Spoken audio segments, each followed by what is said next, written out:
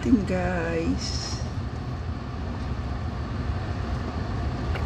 Ayan po. Hintayin po natin lumambot. Ito po yung gagawin. Baka naman, Nor. Ito po siya. Buto-buto. Buto-buto. Pinalambot ko na po ito. Mga 5 hours na po itong nilaga na to.